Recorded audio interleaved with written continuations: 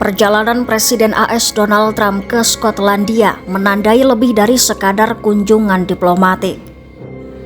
Dalam sorotan tajam, 3 krisis dunia yaitu kelaparan di Gaza, perang di Ukraina, dan ancaman dari Rusia di bawah Vladimir Putin muncul sebagai ujian global sesungguhnya bagi kepemimpinan Trump. Apakah Trump adalah kekuatan dominan dunia seperti yang ia klaim selama ini? Atau justru hanya seorang pengganggu dalam tatanan internasional? Muncul juga pertanyaan, akankah Trump mampu menunjukkan kepemimpinan nyata atau justru memperburuk krisis global yang sudah membara? Simak selengkapnya dalam video berikut.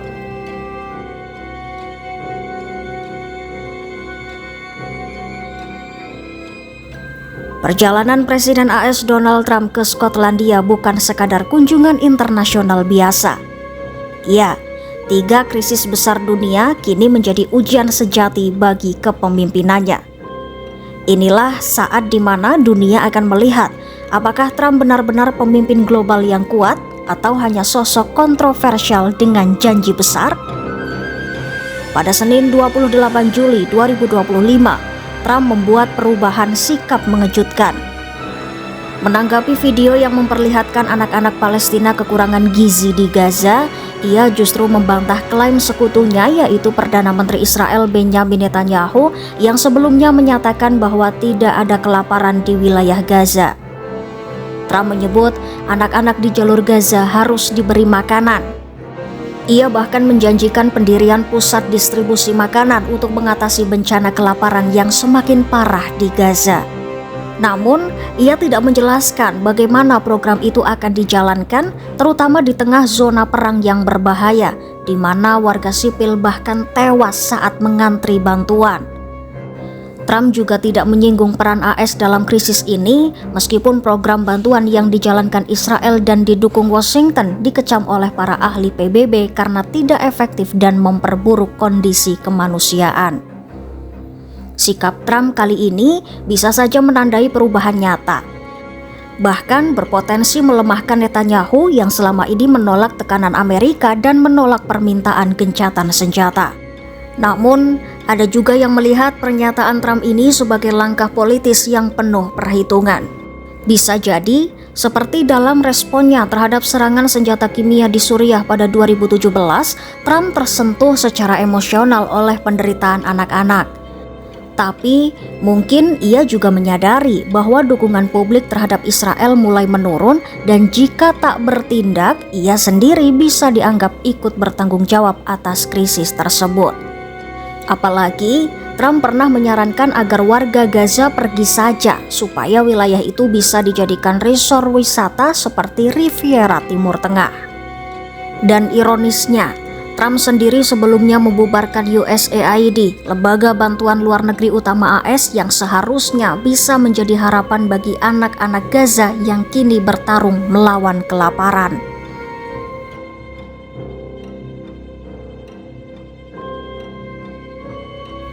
Setelah mengutarakan kepeduliannya terhadap krisis kelaparan di Gaza, kini ujian global kedua tengah menanti Presiden AS Donald Trump. Ya, ujian perang di Ukraina dan bagaimana ia akan bersikap terhadap Presiden Rusia Vladimir Putin.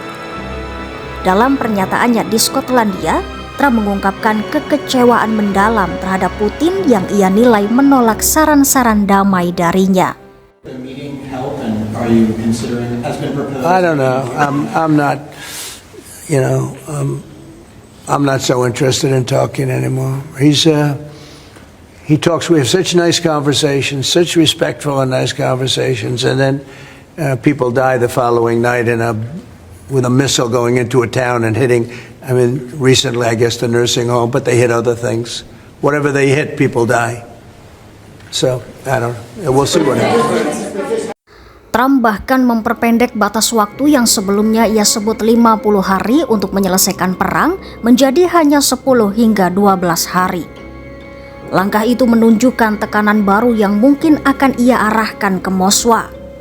Jika Trump benar-benar mengambil tindakan tegas terhadap Rusia, seperti menerapkan sanksi sekunder pada ekspor minyak yang mendanai perang, hal ini bisa sangat merugikan Putin.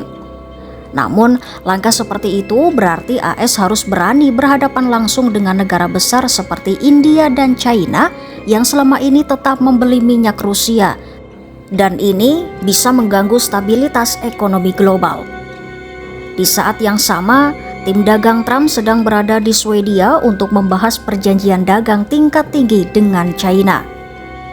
Kesepakatan itu bisa menjadi kemenangan baru bagi strategi tarifnya dan membuka jalan untuk kunjungan presiden ke Beijing. Tapi muncul pertanyaan, akankah Trump berani mengambil resiko hubungan dengan China demi Ukraina, negara yang pernah ia anggap menerima bantuan AS terlalu banyak? Tindakan Trump dalam beberapa hari ke depan akan menjadi penentu. Jika ia benar-benar menindak Rusia dan mengambil resiko politik serta ekonomi, itu akan membuktikan keberaniannya sebagai pemimpin dunia yang tidak takut menghadapi pemimpin otoriter. Namun jika tidak, kritik terhadapnya mungkin akan semakin kuat. Menyebut kemarahannya terhadap Putin bukan karena membela Ukraina, melainkan karena gagal mendapatkan hadiah Nobel perdamaian dari upaya damai yang tak berhasil. Iya, 3 isu besar yaitu Gaza, Ukraina, dan Putin serta perdagangan global adalah ujian sesungguhnya bagi Trump. Akankah Trump mampu menuntaskannya? Ikuti terus berita menarik dan update lainnya hanya di YouTube Kompas.com.